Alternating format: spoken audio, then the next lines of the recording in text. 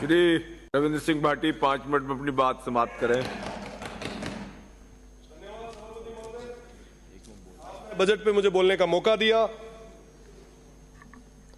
सबसे पहले तो मैं पक्ष और विपक्ष दोनों से निवेदन करना चाहूंगा कि आप गतिरोध को खत्म करें, ताकि जनता के आशीर्वाद के साथ हमें भी यहां पे आने का मौका मिला है।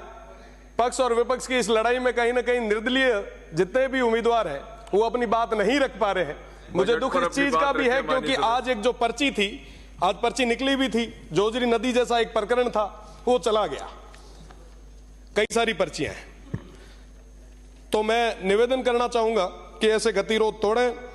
साथ ही साथ मैं प्रदेश की सरकार को बहुत बहुत धन्यवाद दूंगा कि उन्होंने अगासड़ी गंगापुरा में 2 नए जीएसएस हमें दिए, राजडाल की एक रोड दी, 15 करोड़ रुपए जो मरुस्थलीय इलाकों की रोडों के लिए दिए हैं, उसके लिए भी मैं धन्यवाद देता हूं। मुख्यमंत्री जी ने एक नया थार सीमा क्षेत्र विकास कार्यक्रम और साथ ही साथ डेजर्ट एडवेंचर टूरिज्म को इंट्रोड्यूस करवाया है, मैं इसके लिए धन्यवाद देना चाहता हूं। साथ ही साथ रामदेव जन्मस्थली कश्मीर के लिए जीर्णोद्वार के लिए विशेष पैकेज जो दिया है उसके लिए धन्यवाद। साथ ही साथ कई सारी और भी चीजें हैं, उन तमाम चीजों के लिए मैं बहुत बहुत धन्यवाद देना चाहता हूं। पर कई सारी चीजें आज भी छूट रही है, जिसमें एक बहुत बड़ी मांग जो पश्चिमी राजस्थान की रही है।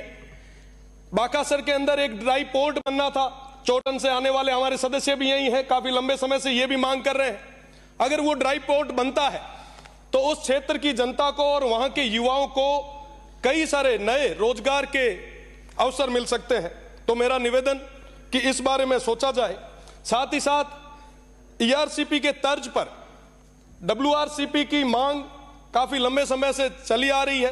वेस्टर्न राजस्थान के तमाम जो भी माननीय सदस्य यहां पे आ रहे हैं, उन्होंने सभी ने, चाहे पक्ष के हो चाहे विपक्ष के हो, सभी ने ये मांग रखी ताकि वो वेस्टर्न राजस्थान हरा भरा हो सके। साथ ही साथ पानी, बिजली, शिक्षा, चिकित्सा, सड़क और तमाम चीजें जिनके बारे में कई कई चीजें आई भी है। पर माननीय सभापति महोदय, वेस्टर्न राजस्थान बहुत बड़ा क्षेत्र है। मुझे लगता है जो चीजें, जो घोषणाएं होनी चाहिए थी, पूरे तरीके से अभी तक नहीं हो पाई। पानी हमारी बहुत बड़ी समस्या है। आने वाले गर्मियों के दिनों में पानी की स्थिति और खराब होती जाएगी। मेरा निवेदन है, क्योंकि यहां पे माननीय मंत्री जी भी विराज रहे हैं, निवेदन है कि 10 हैंडपंप और 5 ट्यूबवेल से लगभग 610 गांवों में पानी पहुंचाना तकरीबन असंभव है। मेरा निवेदन आपसे कि वेस्टर्न राजस्थान के लिए, उस थार के लिए एक विशेष योजना आप सब बनाएं। साथ ही साथ बिजली की अगर मैं बात करूं तो वर्तमान स्थिति भी बिजली के क्षेत्र में काफी उतार चढ़ाव वाली चल रही है। आज भी उन किसानों को बिजली पूरे तरीके से नहीं मिल पा रही है। 6 घंटों की बात हम कर रहे हैं, पर बड़े दुख के साथ कहना पड़ रहा है, पश्चिमी राजस्थान जो पूरे राजस्थान को कहीं ना कहीं जो बिजली देने में समर्थ है, आज दिया तले अंधेरा की स्थिति हो चुकी है। हमारे उन किसान भाइयों को पूरे तरीके से बिजली नहीं मिल रही। साहब, कृषि कनेक्शन की हम बात कर रहे हैं, हम कह रहे हैं कि साहब हम अभी खूब सारे कृषि कनेक्शन देंगे।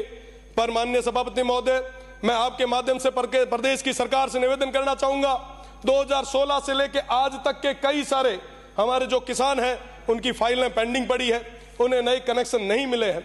ये बहुत बड़ी एक चिंता की बात है। मेरा निवेदन प्रदेश की सरकार से कि उन किसानों के हित में सोचते हुए उन्हें आप कनेक्शन दें।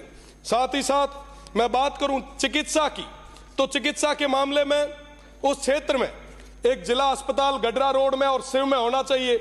मैं उसके लिए आपसे निवेदन करना चाहूंगा कि आप एक बहुत बड़ी ये सौगात दें, क्योंकि पश्चिमी राजस्थान में एक क्षेत्र से दूसरे क्षेत्र या एक गांव से दूसरा गांव तकरीबन 20 से 30 किलोमीटर दूर है, और ऐसी स्थिति में चिकित्सा व्यवस्था को मजबूत करने के लिए इस चीज की बहुत ज्यादा जरूरत है।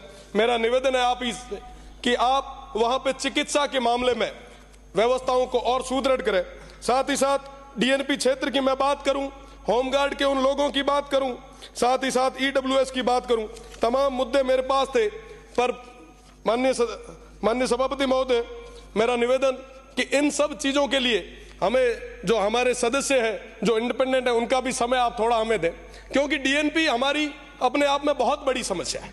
डीएनपी के अंदर लगभग 118 गांव आते हैं। इस डिजिटल युग में भी वहां पे अभी तक नेटवर्क, वहां पे अभी तक पानी, बिजली और तमाम जो मूलभूत सुविधा है वो नहीं मिल पाई है। साहब, मेरा निवेदन कि डीएनपी की एक बार यात्रा हमारे माननीय मंत्रीगण करे, वहां की स्थितियां देखे, वाकई आपको लगेगा कि साहब ये बहुत पीछे है।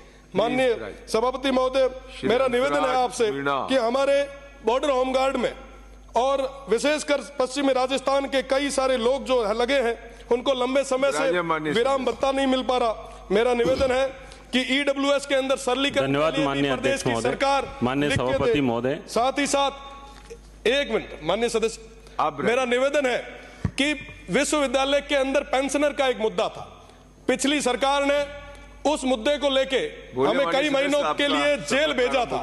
मेरा निवेदन कि अब बहुत बड़ी और एक सुविचार रखने वाली, जनता का हित रखने वाली सरकार आई है, तो उन पेंशनर को भी समय पे आप पेंशन दें। बहुत बहुत धन्यवाद। जय हिंद।